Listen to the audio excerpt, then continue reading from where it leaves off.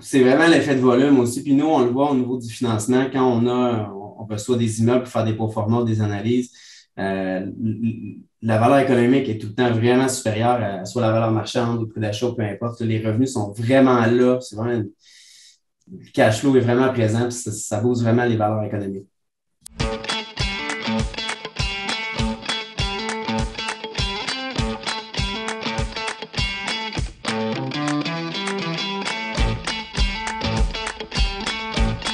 Présentement, ce soir, on va parler de financement, de multilogement qui concerne des petites unités. Fait que tout ce qui est studio, 1,5, maison de chambre aussi, ça va être fort intéressant. Puis on a la chance d'avoir un invité spécial aussi qui est un investisseur immobilier à succès, donc Jean-Charles Goyèche.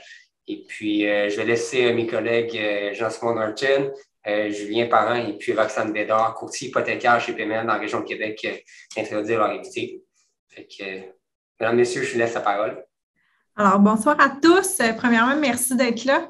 Justement, on a choisi le sujet des petites unités ce soir parce que c'est quelque chose qui revient fréquemment, puis de plus en plus là, avec le marché actuel. On dirait que les gens essaient de trouver des opportunités, puis les petites unités sont trendy, si on peut dire.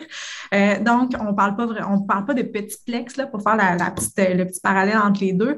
On parle vraiment d'immeubles qui sont faits de petites unités. Donc, comme Gabrielle l'a mentionné, que ce soit des 1,5, des 2,5, des maisons de chambre, des résidences étudiantes, vraiment là, des unités de petite taille. Puis, on a Jean-Charles ce soir. On est super chanceux de l'avoir avec nous.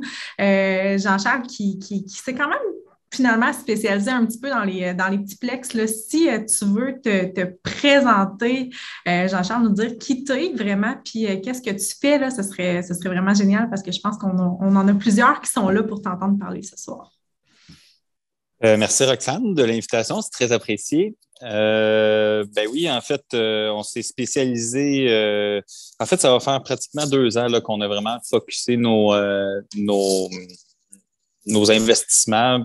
Je ne suis pas toute seule, là, je suis le représentant de Rebelle Hôtel ce soir, mais il y a Laurence là, qui est ma partenaire dans ce projet-là. Puis c'est vraiment en duo qu'on mène à terme ces projets-là. Donc, c'est sûr que ce soir, là, si vous m'entendez dire on, là, c'est essentiellement à titre représentatif là, de Laurence et moi. Donc, exactement. On a spécialisé notre expertise dans l'investissement immobilier avec les petites unités pour plusieurs raisons, mais principalement par notre antécédent.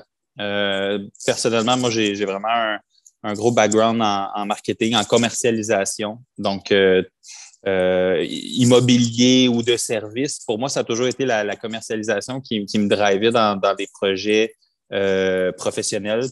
Donc, pour moi, c'était inévitable que l'immobilier devait se traiter avec une sauce, une saveur différente.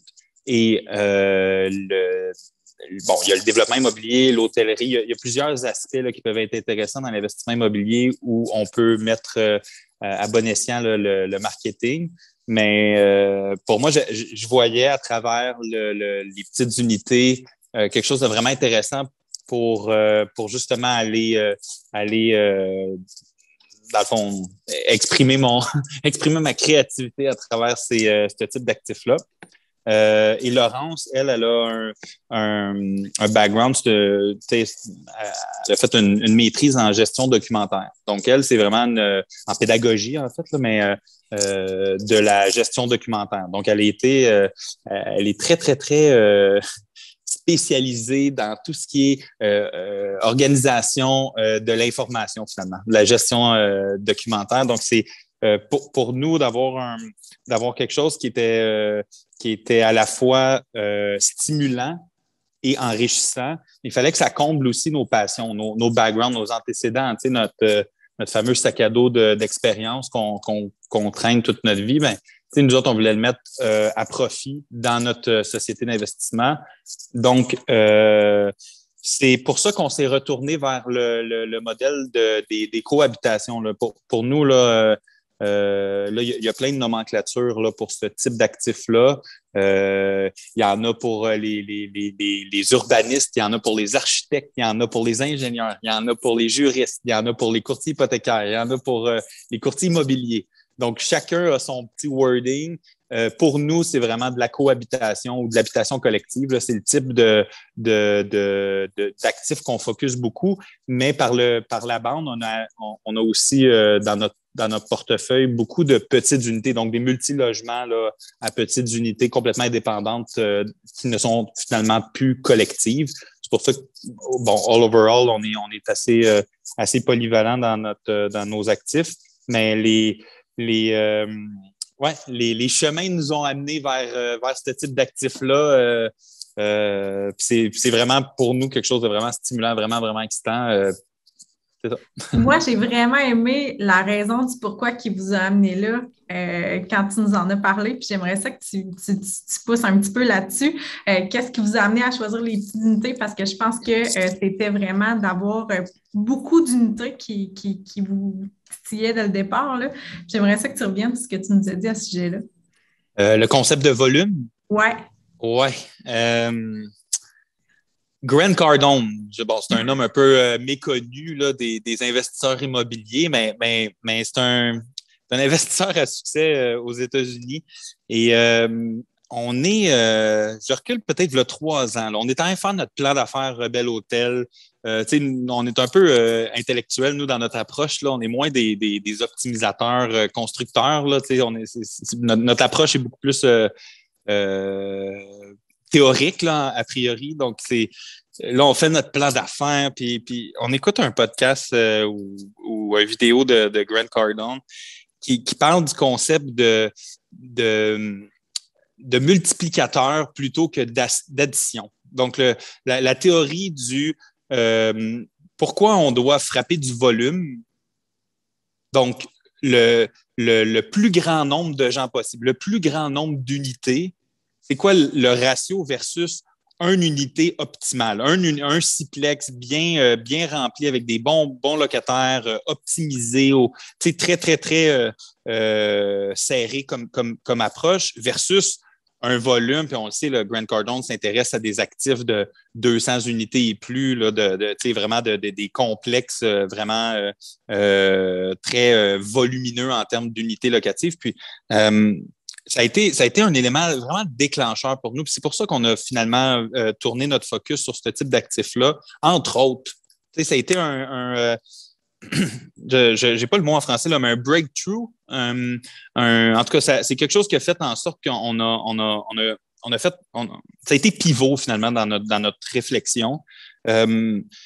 Puis c'est ça, on se parlait d'un exemple concret, mais je le dis souvent, cet exemple-là, on est rendu, nous autres, à environ 200 quelques unités. Là, avec les promesses d'achat acceptées, là, je dirais 300. OK? Mais à 300 unités locatives, si on augmente seulement de 25 là, on le sait, là, un Wi-Fi-plex ou un truc là, très simpliste, là, si on bonifie, on augmente nos baux, de 25 par mois, fois 300 fois 12, on est près de 100 000 t'sais. Fait qu'un petit ajustement sur un volume va être significatif.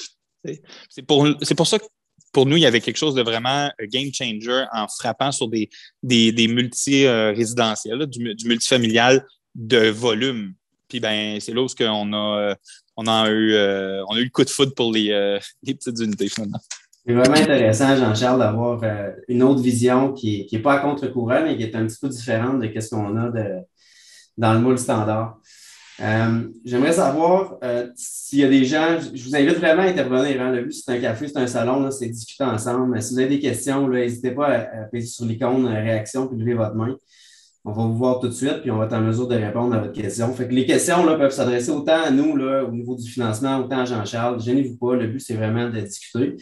Est-ce que jusqu'à maintenant, quelqu'un aurait une interrogation sur ce que Jean-Charles vient de dire, sur c'est quoi les petites unités, sur quelque chose en particulier ou gênez-vous pas? Moi, j'ai une petite question.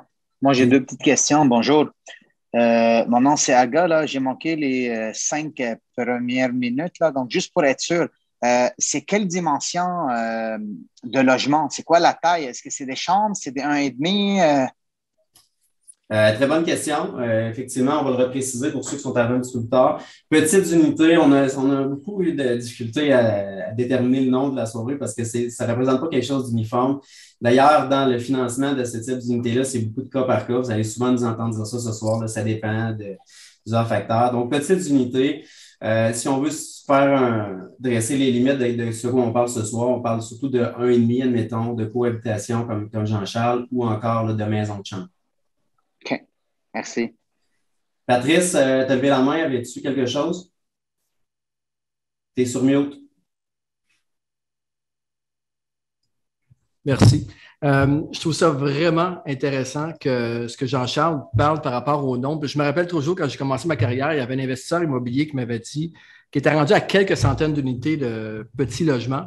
Il dit, Patrice, j'ai encore des 4,5 et des 5,5, mais il dit une chose est certaine, c'est que c'est vraiment plus facile d'augmenter de 15 $ sur un 1,5 que d'augmenter de 25 $ sur un 5,5.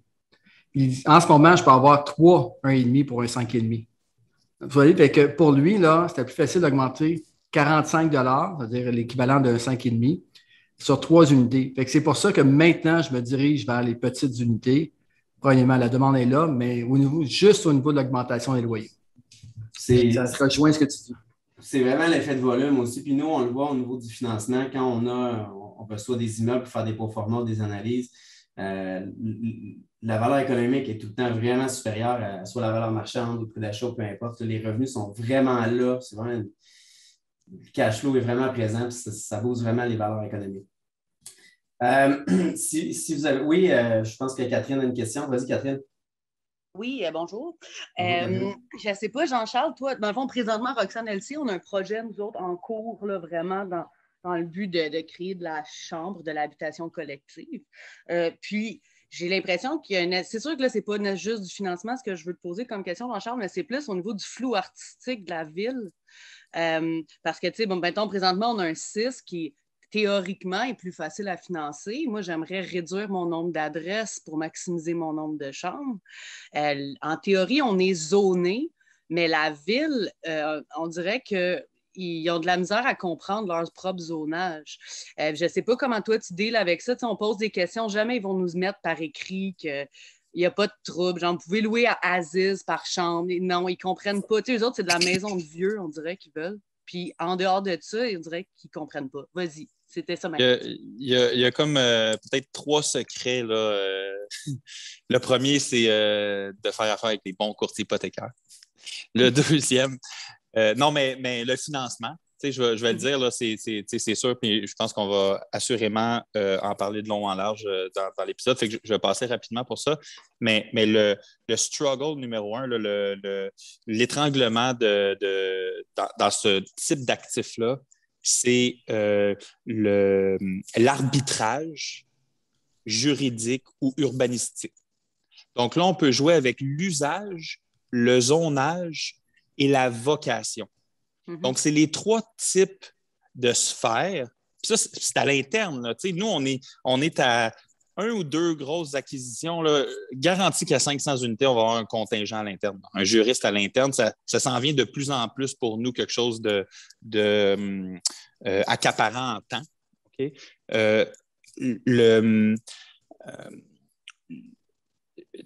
Chaque cas, là, comme dirait Julien, chaque cas est unique. Mais il n'y a pas eu une ville où ça a été simple. Ça, de facto, il faut comprendre. Là, si c'était facile, tout le monde le ferait. Si c'était facile, tout le monde serait... Plus c'est complexe, plus il y a un problème, plus c'est payant finalement. Là. L'enjeu ici, c'est la réglementation. Ça prend du temps. Les demandes d'accès à l'information, ça commence par les demandes d'accès à l'information. Ça demande d'être en lien avec le décideur, que ce soit le directeur de l'urbanisme, le greffe, des fois, c'est le directeur général. Nous, on a dealé avec les préventionnistes, donc les services incendies. C'est extrêmement long. Et pour moi, il y a tout un contexte. Il faut présenter, les rassurer, leur présenter le projet. Leur expliquer c'est quoi notre persona. Quel sera, c'est à qui tu t'adresses Quand on parlait là, des étudiants, des travailleurs, des personnes âgées, il faut savoir à qui on s'adresse. Est-ce qu'on dessert une clientèle ou des citoyens que la ville tente de faire de la rétention, de les conserver? Si oui, ben, ajustons notre marketing, notre mise en marché pour ce type d'actifs-là, pour répondre aux besoins de la ville. Mais je vous le dis, là, c'est la première haie à sauter. Là, disons que c'est une course à la haie, là, un 110 mètres haie. Là. La première haie, c'est la ville. Et la MRC. Et la MRC, parce que à Montréal, c'est assez fermé, là, mais pour travailler, nous, on est surtout dans les marchés secondaires tertiaires même. C'est les MRC là, finalement qui viennent à jouer du coude. Ça peut prendre jusqu'à 2 heures. On a un actif, nous, là, ça va faire 17 mois qu'on est en négociation avec la MRC. La MRC et la ville se tiraillent. C'est pas compliqué, là. Fait que Catherine, bon espoir, mais c'est normal qu'ils ne comprennent rien. Là. C'est tout à fait normal et c'est dans tes suivis que tu vas faire la différence. C'est les suivis. Jean-Charles, je trouve ça intéressant ce que tu dis parce qu'on en parlait un peu là, auparavant, puis la préparation, les suivis, comme tu le mentionnes. Toi, là, dans ta mécanique de financement là, de ce que tu fais dans le dossier, premièrement, ta première étape, c'est avec un prêteur privé. Donc, ça, cette étape-là, on en reparlera un petit peu, mais le but d'un prêteur privé, c'est de ne pas rester longtemps avec lui. Autant lui que toi, c'est ça le but, d'être le moins longtemps possible. Et là, si tu ne peux pas sortir de ce prêteur privé-là parce que tu n'as pas fait tes devoirs au niveau de l'urbanisme, du zonage ou encore de la vocation ou peu importe autre chose qui a été laissé de côté au niveau de la documentation, de la préparation, bien, là, tu te tires une balle dans le pied puis c'est là que ton projet peut devenir un flop assez rapidement. Tu n'as pas tort, en fait, c'est vrai. Par contre, pour ce type d'actif-là, il ne faut pas se leurrer. Le levier du prêteur privé est essentiel. Vous le savez, on le sait, on le vit. Je l'ai vécu pour 80. Jean-Simon réussit un exploit pour un immeuble à Sorel en 2019 pour une acquisition, mais je pense que c'est une anomalie là, fondamentalement. Sinon, c'est très difficile d'acheter ce type d'actifs-là vide dans le contexte dans lequel on le fait très souvent. Maintenant, une fois que le prêteur privé est là, la fameuse course pour le sortir doit être nuancée. Parce que la gestion documentaire prend son temps. Course pas course, ton projet ne peut pas dépendre que de ta préparation parce que c'est le type d'actif que tu dois acheter. Je me rappelle Patrice Ménard qui, au début du déclenchement de la COVID, dans un des lives, il disait « Soyez liquide pour déclencher rapidement ». C'était le concept de déclencher rapidement. Puis, nous, ça nous avait vraiment... ça avait été c'est un des conseils les plus pertinents que j'ai jamais mis en pratique au niveau des acquisitions d'actifs parce qu'on déclenche très rapidement. Très rapidement. Dès qu'on a un actif qui nous plaît, promesse d'achat avant la visite, c'est extrêmement rapide, le processus d'acquisition, parce que c'est le type d'actif que nous, on a des critères d'investissement. Puis, ça, je vous conseille toujours, là, quand on fait ce type d'actif-là, ayez vos critères d'investissement, le nombre d'unités, le type de la géolocalisation, le type de je sais pas, de la mécanique de bâtiment, etc., etc. Là. Faites vos critères d'investissement. Aussitôt qu'on a l'actif qui nous désire, on fait l'acquisition. Maintenant, le coût du financement en prêt privé versus la valeur économique doit être extrêmement intéressante, finalement. Okay? Donc, c'est ce calcul, c'est ce levier-là qui doit être le focus. Et le temps, malheureusement, n'est pas aussi... il fait mal, là, parce que le prêt privé, clairement, fait plus mal qu'un conventionnel ou un SCHL. Là, on ne se cachera pas ça. Là. Mais ça ne doit pas être game changer 1, 2, 6 mois dans un projet de cette envergure-là. Parce que l'arbitrage prend son temps. On ne peut pas faire plus vite que la ville. Des fois, vous le savez, là, les développeurs, je pense à Catherine ou il y a quelques visages ici que je sais qui font du développement neuf ou de la construction neuve. Il y a des délais de rigueur que les villes imposent, peu importe. Là, un CCU, c'est un CCU, un conseil de ville ou je ne sais. Tu sais, des fois, il y a des délais. Là, je faisais une étude dernièrement à Longueuil. Ils sont 6 mois d'avance. J'ai téléphoné pour avoir le zonage. Ils m'ont dit dès qu'on fait une dérogation mineure, c'est minimum 6 mois d'attente. Donc, je fais cet actif-là, je fais une demande de prêt privé dans 6 mois. Pour 6 mois, c'est sûr et certain que je bosse mes délais en prêt. Là. Donc, ça va être du 12, 18, 24 mois. Là. Mais il faut se garder du buffer sur ces actifs-là pour la portion prêteur privé. Ça, c'est sûr. Fait qu'il faut acheter, il faut payer nos actifs 50, 60, 70 de la valeur marchande. Tristement pour les courtiers immobiliers, mais c'est les vendeurs, pardon, mais c'est comme ça qu'il faut tirer notre épingle du jeu en tant que repreneur, repositionneur, redéveloppeur d'actifs qui sont fancy, spéciaux. On a une question de la part de Jean-François. Je vais t'inviter à t'enlever ton oui, oui. Est-ce qu'on m'entend? Oui, c'est bon? Très bien, merci. Okay. J'avais 2 petites questions. La première, nous, on a acheté un sixplex de 2,5, composé de 2,5, en fait, il y a à peu près 1 an de ça, qu'on a financé avec le financement de la Banque Royale, donc un genre de financement qui n'est pas standard, là, qui n'y a pas les mêmes critères que c'est vraiment sur la capacité d'emprunt de la personne que ça se finance. Je me demandais, quand va venir le temps d'un refinancement, est-ce que un immeuble qui a des petites unités comme des 2,5 se finance comme un immeuble avec des 3,5, des 4,5 ou c'est beaucoup plus restreint les possibilités de ce côté-là? Voulais-tu y aller, Jean-Simon? Tout dépendant au niveau du financement. Si on parle du financement conventionnel, c'est sûr qu'au niveau, il y a certains prêteurs qu'au niveau des petites unités, certains prêteurs vont y aller seulement à 65 il y en a d'autres qui vont passer leur tour et il y en a d'autres qui vont regarder le dossier global, que ce soit le secteur, le dossier là, du complet de l'emprunteur et de l'immeuble. Si on parle du dossier au niveau du financement SCHL, à ce moment-là, la mécanique de financement est la même titre qu'un immeuble qui serait composé de 3,5 ou 4,5. On va établir une valeur économique, l'évaluateur agréé va établir, lui, une valeur marchande. Puis par la suite, on soumet notre dossier à la SCHL, puis le financement va toujours être basé sur la plus basse valeur des deux. Donc, c'est sûr qu'au niveau, il va certains paramètres avoir pris en compte, que ce soit au niveau du TGA, du coût par porte. C'est sûr qu'il peut être plus petit qu'un exemple, un immeuble composé de 5,5. Mais normalement, dans l'évaluation de valeur marchande, normalement, la valeur va refléter aussi le fait que ça soit des 2,5.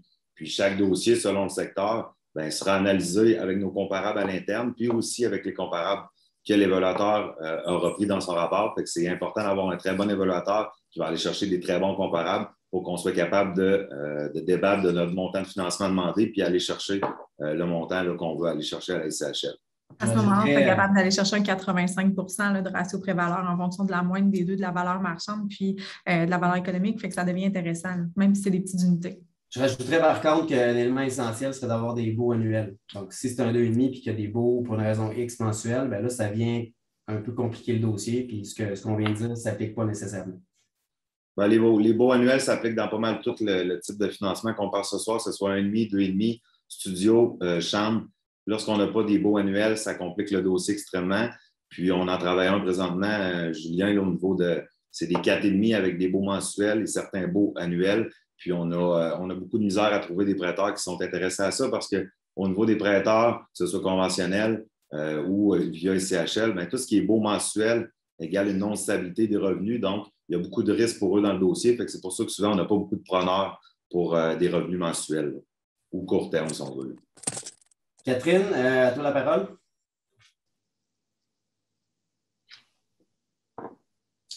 On ne t'entend pas.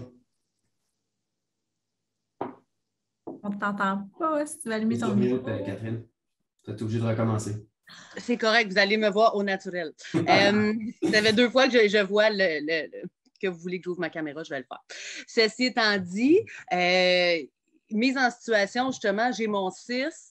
Là, je peux utiliser le flou artistique de la ville puis me dire, je fais des je me transforme ça en gros triplex, je loue à la chambre, puis je prends le risque de me chicaner, mais l'usage est là, le zonage est là. Ou je me dis, OK, je prends mon temps, je me bats, puis je me fais une adresse, puis je monte ça à 26, 27 chambres.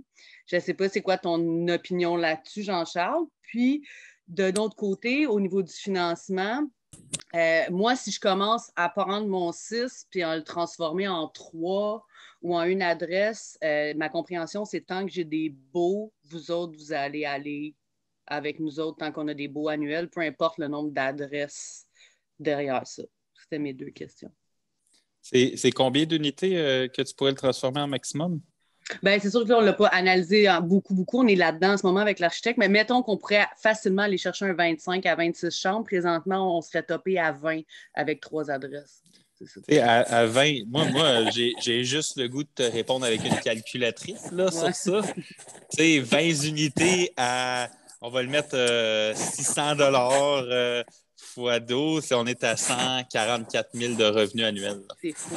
C'est ça. Mais en même temps, la ville, il faudrait que j'aille probablement dans un processus un petit peu plus poussé. Eux autres, qui autorisent 16. Toi, tu irais all-in, présente-les. On raconte la belle histoire de notre beau projet communautaire, social, extraordinaire, bien placé. Mais tu sais, Catherine, il y a des choses là, qu'on ne parle pas encore, puis on en parlait cet après-midi, là, mais c'est toute qu'une game de gestion et d'opération, là. Et puis ça, oui. Tu sais, ça, là, 25 clients. Tu sais, on parle de revenus, là, tantôt, là, je m'excuse, on est en famille, on est tous des investisseurs ou presque, là, on parle de revenus, mais c'est des clients. Oui. C'est des besoins. Vraiment. C'est des demandes. C'est des gens qui donnent des milliers de dollars annuellement pour bénéficier de ce que tu leur offres, finalement. D'un service, oui, définitivement.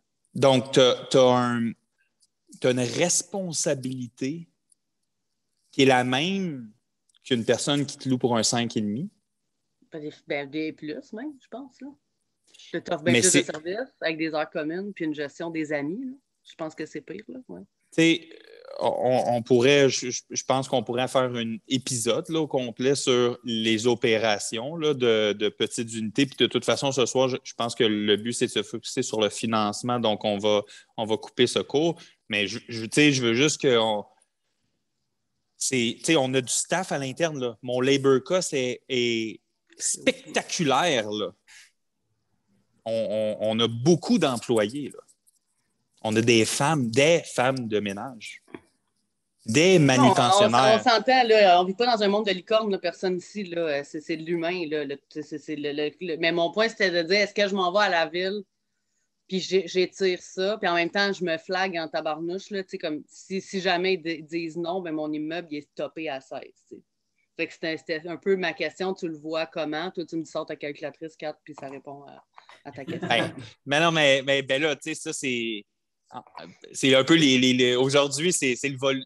En tout cas, moi, je prône le volume, je prône les revenus, je prône le. Mais je veux juste que ça s'attache à quelque chose. Puis, ben, toi, tu as ta business. Bon, ta business, c'est à toi de faire l'introspection, de savoir est-ce que j'ai un concierge qui va s'occuper de 20 personnes. Là, il y a un break, il y a comme un calcul là, à faire. Là. Un concierge peut gérer combien d'unités approx, là, ton gestionnaire de location. Ou, c'est par rapport à ta business. Parce que tu passes de 6 à 20, 25. À 25. Donc, c'est 25. C'est ça. Il y a comme toute une question de volume. Là. Sauf que si tu as une personne. C'est pour ça que j'ai des partenaires parce que je n'ai pas ça de passer. On a chacun nos bouts. C'est pour ça que c'est moi qui est ici pour eux. J'ai des partenaires qui ne font que ça, la gestion de l'humain, puis qui sont très bons là-dedans. Fait que c'est correct là, à ce niveau-là. Là, mais c'est de la compréhension de aujourd'hui un peu les chiffres de où est-ce qu'on s'en va avec ça. Mais oui, c'est de l'humain. Puis comme n'importe quoi, même quand je fais des condos, c'est des humains au départ là, qui sont là, puis à la fin aussi. Là, puis pendant. C'est comme tu dis, c'est beaucoup d'humains. Sauf que les murs sont plus proches d'eux. Là. Définitivement. Merci, Catherine, pour ta question. Très pertinent. J'aimerais passer la parole à Alain qui a la main levée. Vas-y, Alain, on t'écoute. Oui, Jean-François a répondu. à la question, mais est-ce que avant le financement, il y a l'acquisition? Est-ce que dans le marché, tu vas acheter un immeuble et tu vas convertir des logements, exemple, en chambres, ou tu vas créer de toutes pièces toutes ces chambres-là ou ces lofts-là ou ces 1,5, 2,5? Parce que quand je regarde le marché, moi, je suis dans la région de Québec. Donc, quand je regarde l'ensemble des immeubles, parce que moi, je regarde les 6 puis les 8, j'ai déjà un 6, j'ai un triplex, et j'en vois très peu des 1,5 puis des 2,5. Puis on dirait, parce que j'ai l'expérience depuis 10 ans du multilogement, je ne suis comme pas attiré par les chambreurs, par les lofts. Donc, oui, c'est vrai qu'on est dans un 5 à 7 interactif, mais c'est comme s'il me manque un peu d'informations pour comprendre le processus. On jump aux questions de financement parce que c'est tout du cas par cas, c'est correct comme ça, mais je ne veux pas m'éloigner de cette opportunité-là, mais il me manque de l'information pour bien comprendre le système. Là, je vois que c'est rigoureux, je vois qu'on a des bâtons dans les roues avec les villes, avec les MRC. Il n'y a pas juste du moins beau, là. Il y a sûrement du très beau là-dedans, il y a du volume à faire, il y a les augmentations. Mais moi, en ce moment, je ne pourrais pas prendre une décision d'acheter un 6 logements qui sont tous des 1,5 parce que je n'ai pas assez d'informations. Si par contre, je vois un 6 logements qui est tout du 5,5, si c'est rentable, je m'assois dans le cruncher, je regarde l'optimisation, puis je go. Mais avec les chambres, les lofts, il y a 1,5, 2,5, j'ai comme la pédale sur le frein parce que je n'ai pas assez d'infos. Si vous me permettez, premièrement, c'est une bonne question. Parce qu'en effet, il y a des marchés qui sont propices au 1,5, 2,5, il y a des marchés qui le sont moins.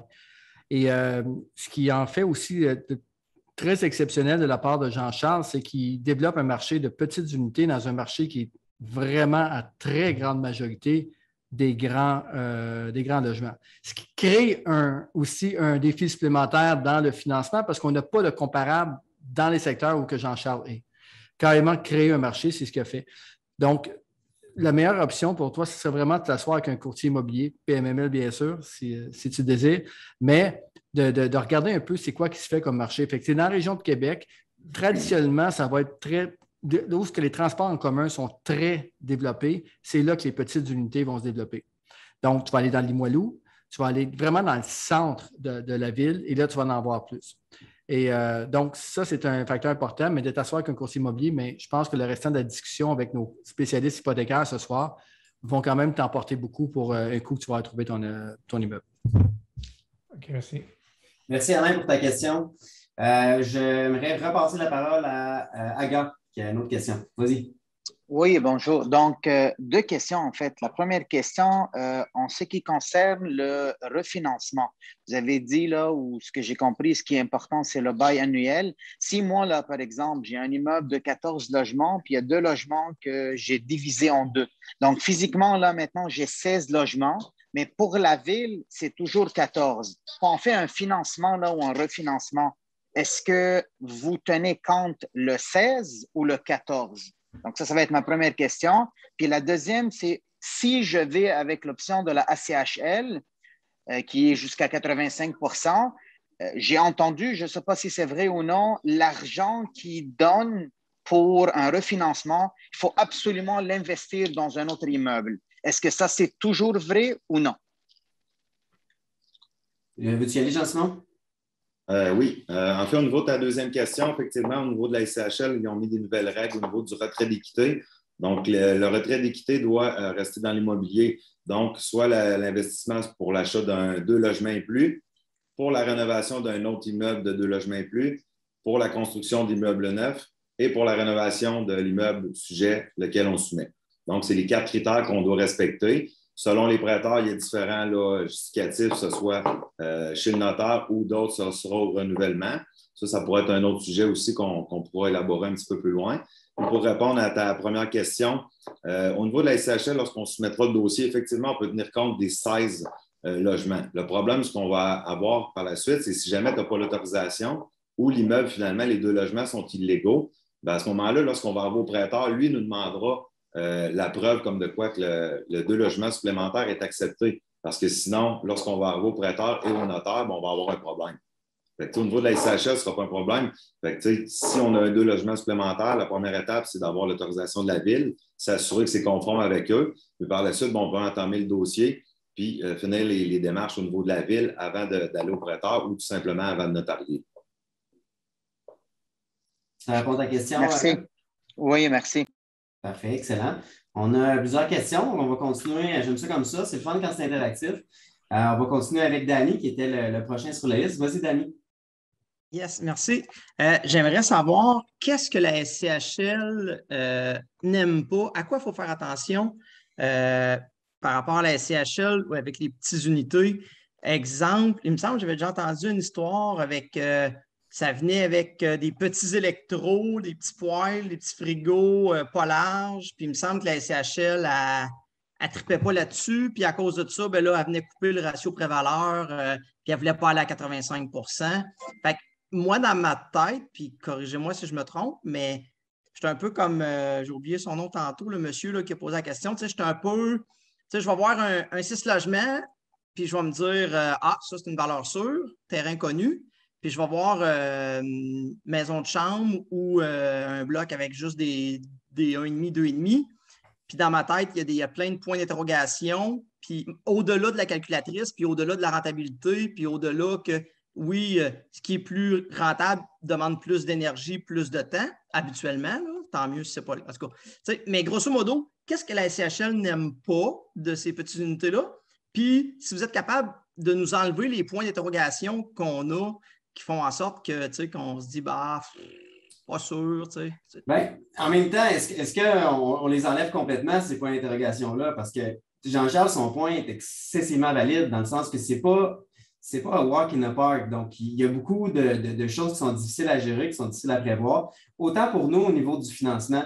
C'est pas, il n'y a pas de ligne commune. Je sais que c'est plate quand on dit ça, mais il n'y a pas de ligne directrice. Donc, c'est tout le temps, il y a tout le temps une plus grosse valeur d'inconnu, une grosse portion d'incertitude quand on fait un financement comme ça, avec la SCHL aussi. Parce que si on prend le téléphone et on les appelle, ils vont nous dire ça dépend du dossier. Il y en a qui vont accepter, il y en a qui non. C'est un ensemble de facteurs qui vont aller selon le secteur, selon le type de clientèle, selon une multitude de facteurs. Donc, il y a beaucoup de points d'interrogation. Puis oui, on peut en démystifier quelques-uns, mais il va en rester. On ne pourra pas les enlever complètement. C'est ça qui fait que c'est intéressant. Puis c'est ça qui fait aussi que c'est moins populaire.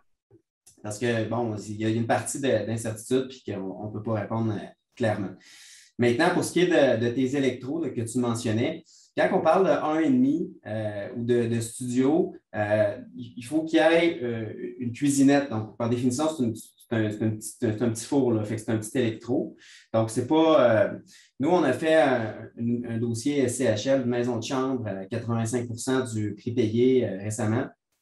Puis, les chambres avaient chacun une petite cuisinette et il y avait chacun une salle de bain. Il y avait une salle de bain sur chaque étage, autrement dit. Donc, ça, c'est 2 critères que la SCHL va rechercher. C'est important qu'il y ait des services qui soient offerts là, dans une certaine mesure. Il faut qu'il y ait accès à avoir une cuisinette et une salle de bain sur chaque étage. Ce seraient les critères que je te dirais qu'on doit rechercher le plus possible. Donc, les baux annuels, d'avoir accès à une cuisinette pour toutes les chambres et puis avoir une salle de bain sur chaque étage. Est-ce que ça répond à ta question, Dany? Avais-tu des précisions que tu voulais apporter? Ben, oui, c'est super, merci beaucoup. Puis peut-être juste, mettons,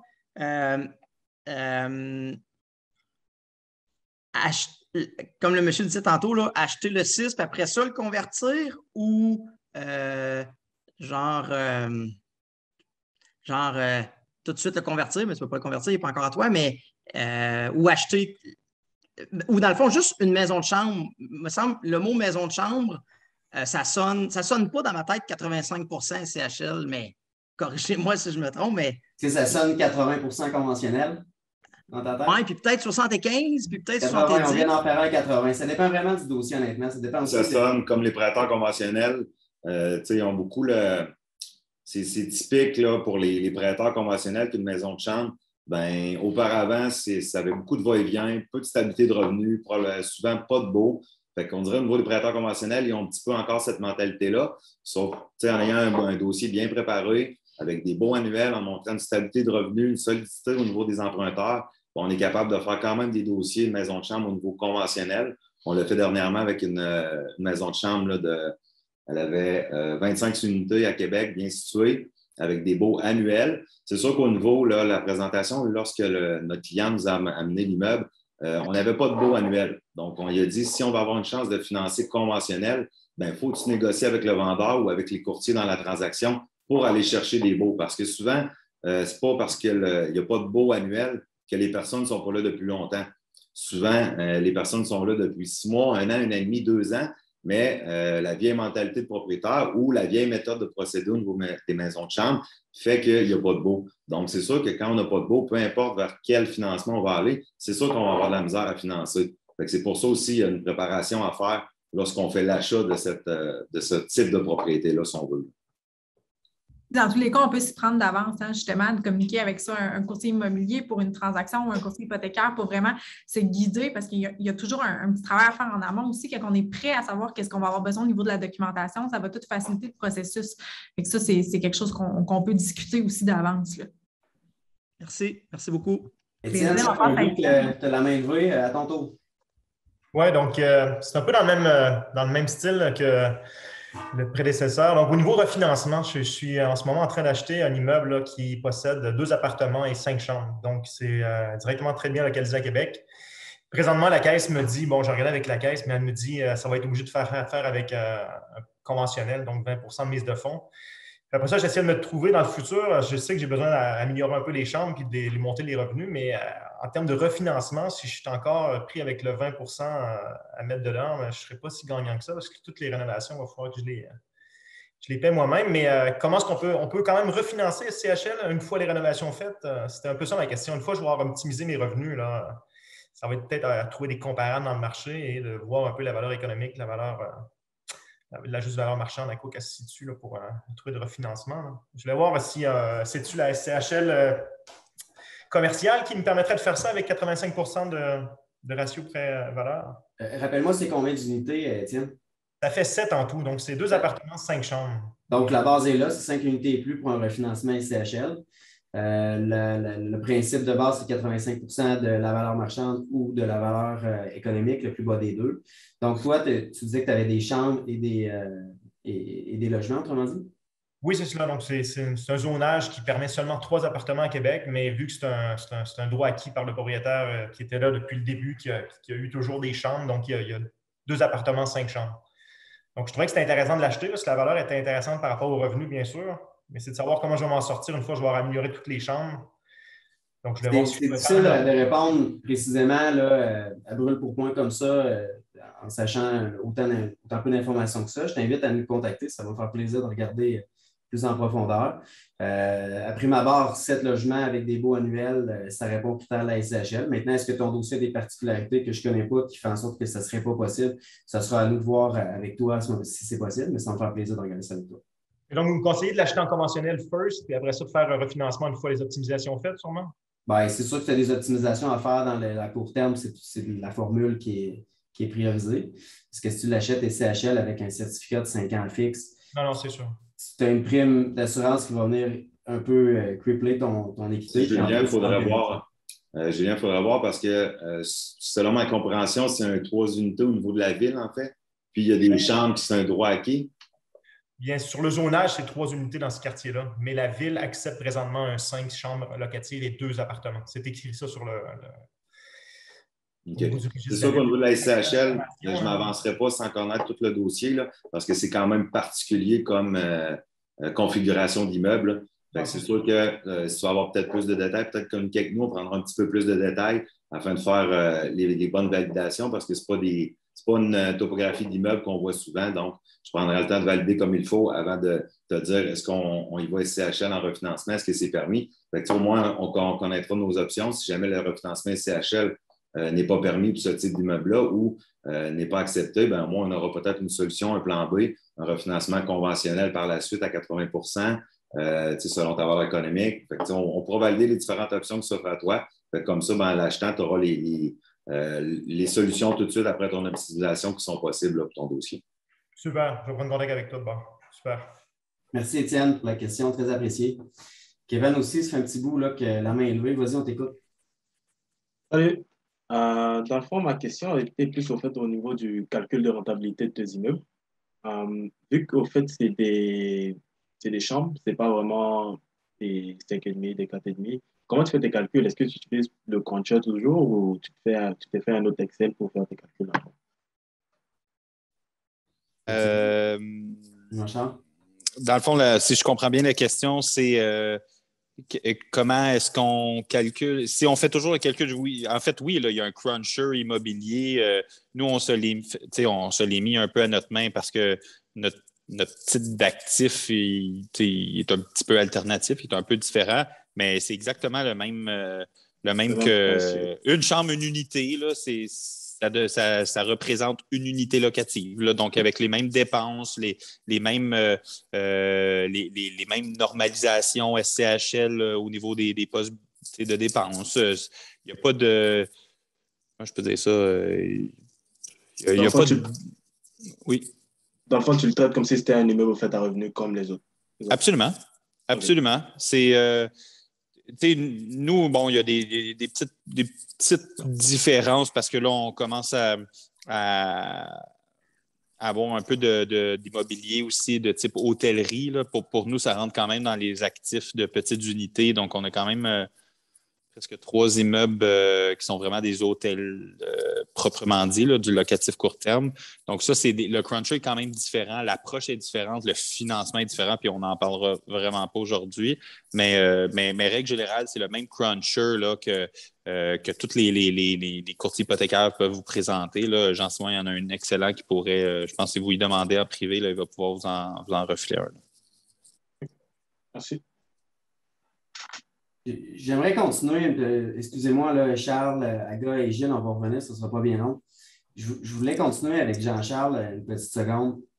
Tantôt, on parlait de privé là, quand tu faisais ton acquisition. Moi, il y a une chose qui était importante pour moi qu'on discute ce soir, c'était qu'il y avait le privé, il y avait aussi le conventionnel SCHL, mais il y a un autre type de prêteur aussi qui peut être utile pour ce type d'unité-là, prêteur alternatif. Là. Souvent, on se fait poser la question, bon, il me faut un privé, il faut que j'achète. Ça ne veut pas nécessairement que ça prend une stratégie de sortie, puis ça ne veut pas nécessairement qu'il y a d'autres options aussi, que ce soit conventionnel qu'on est capable de faire ou dans une autre mesure, un prêteur alternatif. Jean-Charles, on a utilisé cette stratégie-là avec toi. J'aimerais que tu dises un petit peu la mécanique là, de ta stratégie pour prendre un immeuble, le mettre à ta main, puis ensuite le refinancer. On parle en timeline ou financièrement? Le mécanique, vas-y comme oui, en timeline, effectivement. En timeline. Bien, c'est sûr que nous, l'approche acquisition, tu sais, je pense qu'on en parle trop peu, là, donc je vais prendre l'occasion pour en parler parce que personnellement, c'est un des conseils que j'ai jamais reçu et que j'aurais aimé recevoir dans mes débuts. Tu sais, d'être bien épaulé dans sa stratégie d'acquisition, c'est la clé. Là. Les bons courtiers immobiliers et d'avoir nous-mêmes développé la stratégie d'acquisition pour que, entre le moment où, comme j'expliquais un peu tantôt, là, comment rapidement on peut déclencher, entre le moment où on a l'immeuble tant attendu qui nous est soit présenté ou qu'on a reçoit l'appel d'une prospection XY ou peu importe, mais du moment où on a l'intention de faire l'acquisition d'un immeuble, la PA, lever des conditions et le notaire, ce processus-là doit être extrêmement bien ficelé. Et c'est ça, c'est là où moi, je trouve que c'est là où on sépare les amateurs des pros. Tu sais. On a souvent eu cette analogie-là, mais c'est dans cette période-là qu'on va être en mesure de trouver les champions, les gagnants. Cette période-là, bien, il faut monter un petit plan d'affaires, il faut présenter un prêteur privé, il faut s'assurer que notre processus de courtage est bien guiré, là, si je peux dire, là, que les notaires, les évaluateurs agréés, les inspecteurs, la phase, tout se passe extrêmement rigoureusement. Donc, notre processus de suivi est bien guiré, notre courtier est en place, puis qu'en même temps, on a un prêteur ou dans notre cas, on a un prêteur, là, Crédit Transit pour ne pas le nommer. Je crois que Régina chez PMML peut vous mettre en contact. Elle est très douée avec plusieurs prêteurs privés. Donc, d'avoir un courtier en prêt privé, c'est encore mieux. Là, c'est la crème. D'avoir une une machine bien huilée, ça va vous rendre très compétitif. Puis ça va vous rendre crédible? En tout cas, c'est extrêmement précieux pour tous les intervenants qui tournent autour de vous pour vous amener à terme dans cette transaction-là. Pour closer le deal, c'est la première étape. Puis le Dream Team, merci Sana, le Dream Team, c'est extrêmement important. Il faut en prendre soin, il faut le développer, il faut le cultiver. Là, tu sais, c'est pas simple. Mais ce Dream Team-là va faire la différence entre un champion et un rêveur. C'est cette période-là qui est la plus cruciale. Vous trouvez le projet, l'amener à terme, ça se fait en 45 jours souvent. Tu sais, c'est des délais de fou, là, c'est 30 jours. 45 jours, 60 jours, dépendamment des types d'actifs.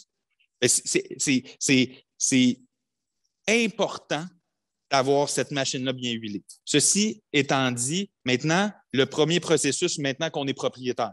Puis là, je voulais fermer cette parenthèse-là, mais c'est une question d'examen, comme dirait mon ami JF.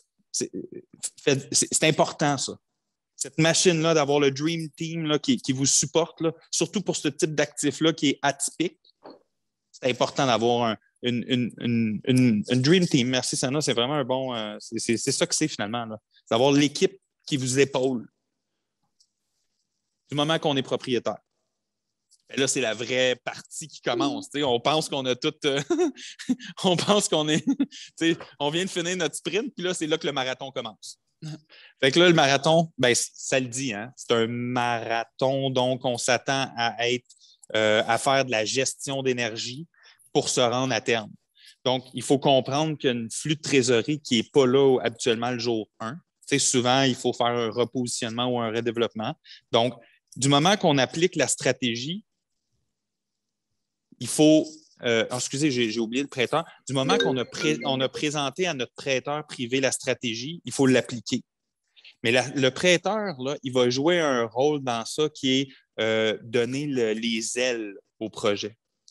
Okay? Parce que tout dépendant de vos termes et conditions sur votre prêt, ça va faire la différence entre vous avez une pression où vous êtes créatif, vous êtes en mesure d'amener votre projet à terme sans avoir la pression indue.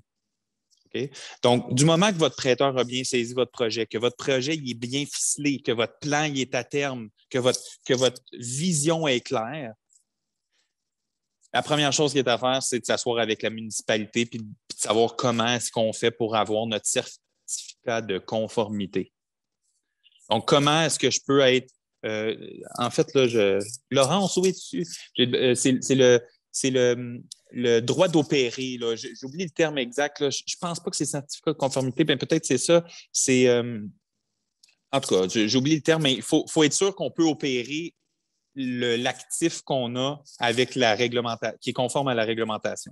Et ça, c'est la première course. Permis d'exploitation, merci. Donc, c'est le permis d'exploitation. Et ça prend un permis d'exploitation, pour être en mesure d'amener ce projet à terme. Et c'est là où la course, tantôt, quand on avait Catherine Deschambault qui nous parlait de la complexité avec la ville, bien, c'est là le premier défi, le premier vrai défi, c'est la municipalité. Mais ça, c'est un des premiers... c'est un des premiers départements à se concentrer, mais il y en a d'autres en simultané. Là. On va avoir l'optimisation du bâtiment, donc le rendre de manière physique appropriée à la clientèle qu'on veut desservir. Dans certains de mes actifs, je desserre des sportifs. Ben, je m'adapte à des sportifs. Dans un cas d'espèce, peut-être qu'on va pouvoir parler avec l'équipe, avec Jean-Simon, on a fait un beau refinancement SCHL sur un actif où principalement nos clientèles est étudiante. Ben, notre type d'aménagement, l'ergonomie, etc., est conçu pour répondre aux besoins des étudiants, des salles d'études, des salles de repos, tout l'aménagement, la logistique Internet, les racks à vélo. Toute cette logistique-là doit se faire en simultané. Là, On je le suis prépare. désolée, Jean-Charles, je vais être obligée de t'arrêter là. On va prendre une dernière question parce que le temps nous presse. Charles Foucault, est-ce que tu voudrais nous poser ta question? Vite fait, on va essayer de répondre. Puis sinon, les autres, n'hésitez pas à communiquer avec nous. Là, on va être en mesure de vraiment là, faire le tour de la question avec vous et répondre à toutes vos questions. Notre but n'étant pas de laisser des personnes dans l'interrogation ce soir, mais plutôt là, d'arriver à boucler la boucle, de vous avoir donné le plus d'informations possible, puis d'être en mesure de par après tout se reparler tout ensemble. Charles, je te laisse la parole. Oui, c'est ça. J'ai fait un offre sur une maison de chance cet été à Trois-Rivières. J'ai parlé à un courtier hypothécaire. Il m'a dit, écoute, il dit d'un banque traditionnelle, il dit principalement Desjardins que tu pourras faire affaire. Fait que j'ai emmené ça chez Desjardins, mais eux m'ont demandé 50 de mise de fonds. Donc, j'ai essayé à ce moment-là de trouver des partenaires qui auraient pu être intéressés à ce projet-là. Mais là, tantôt, vous avez parlé de prêteurs alternatifs. Ce que vous pouvez me dire à peu près, parce que les prêteurs traditionnels, les prêteurs privés, ça me fait peur un peu, la 13-15 %. Mais là, vous avez prêté d'un prêteur alternatif, ça pourrait être dans les quels chiffres à peu près? J'aimerais démystifier quelque chose en partant. Charles, merci beaucoup pour la question. On en parlait cet après-midi dans notre conversation avec Jean-Charles. C'est sûr que les coûts d'un prêteur privé peuvent sembler astronomiques, mais demandez à Jean-Charles, demandez-lui si ça lui coûte cher de lever un projet. Il va vous répondre non, ça ne coûte pas cher, ça coûte vraiment cher. Il ne faut pas s'arrêter à ça, il faut continuer avec la vision qu'on a parce que les prêteurs alternatifs, ils ont des taux d'intérêt moins élevés qu'un prêteur privé, on s'entend, la moitié moins probablement. C'est encore là, c'est du cas par cas, mais on peut dire, mettons, d'aujourd'hui de moyenne entre 4 et 6, disons. Ils ont des frais de dossier également, de la même manière qu'un prêteur privé va l'avoir. Fait que c'est pas vrai que c'est pas cher, c'est moins cher. C'est plus institutionnalisé, donc ils vont être moins souples dans leur possibilité de financement, mais plus souples qu'un prêteur conventionnel. C'est vraiment à mi-chemin entre les deux. Julien, aussi plus sélectif au niveau des secteurs. Souvent, les prêteurs alternatifs, ils vont très peu en région. Souvent, c'est les marchés primaires et les secondaires très près des primaires. Puis, au niveau des facilités de financement, c'est selon le dossier parce que pour un prêteur alternatif, on peut voir du 70 à 85 %. Puis aussi, ils peuvent faire des rénovations. Donc, on peut avoir un financement de 70 à 85 % pour l'acquisition et le même pourcentage de financement pour les travaux. Donc, ça, c'est sûr que chaque projet doit être regardé par le prêteur, mais c'est une possibilité. C'est sûr que là, on n'a pas beaucoup de temps d'élaborer sur ce sujet-là, mais c'était juste juste pour vous donner un petit N là, au niveau le crédit possible avec eux ou le montant de financement qui est possible là, avec les certaines conditions. Mais chaque dossier, comme on dit, là, est toujours un petit peu là, différent, puis on doit le regarder avec le prêteur en tant que tel. Jean-Simon, je prendrais juste une petite seconde pour répondre à ça parce que c'est tout le temps le tabou du prêteur privé. J'ai juste envie de dire, c'est pas important le taux du prêt privé. Ce qui est important, c'est le taux du refinancement. C'est ça qu'il faut garder dans le focus. C'est pas l'acquisition, combien que ça nous coûte, c'est combien ça va rapporter une fois optimisé. C'est sur cet objectif et sur cette destination-là qu'on devrait avoir notre focus au final. Parce qu'il n'y en a pas de deal au prêt privé. Là. Puis un prêt privé, des fois, ça va à 100, 110, 120 % du prix payé. Un alternatif peut aller jusqu'à 80-85 % d'un prix payé. On a un beau dossier justement avec Jean-Simon qui est dans le pipeline. Il y a des flexibilités, mais ça vient avec une gestion de risque pour eux. Je le respecte. C'est comme ça qu'on est capable de faire équipe à terme. Donc, je veux juste casser un peu le tabou parce que le prêt privé, là, c'est au don odieux. Là. C'est la bougie d'allumage d'un projet de petite unité. Wow! Si on avait un mot de la fin à choisir, ça serait celui-là. Jean-Charles, merci infiniment d'avoir été avec nous. Tu es inspirant. J'apprends à te connaître à travers les projets qu'on fait avec toi. Puis c'est une personne super inspirante. Merci d'avoir partagé ça avec nous.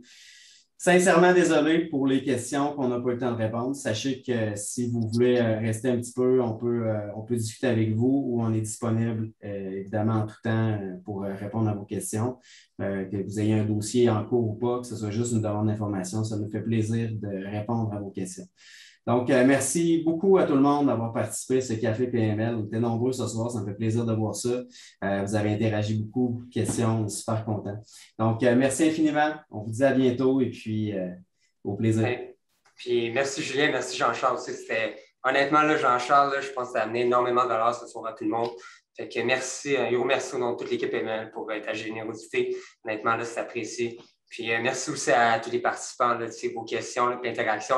Je pense que tout le monde a apprécié. C'est vraiment ça le Café PML aussi. Fait que si vous avez apprécié le contenu, suivez-nous sur pml.tv aussi. Il y a plein d'entrevues avec des professionnels, des investisseurs à succès, aussi des interventions par rapport aux dernières données de marché, aussi de nos collègues courtiers immobiliers. Donc, nous, c'est dans notre culture, c'est dans notre ADN de partager de la valeur. Fait que, c'est gratuit les événements qu'on fait à chaque mardi. Donc, si vous voulez redonner à PMML, n'hésitez pas à communiquer avec Jean-Simon, Roxane, Julien, directement, que ce soit pour un projet d'acquisition de financement de vos immeubles.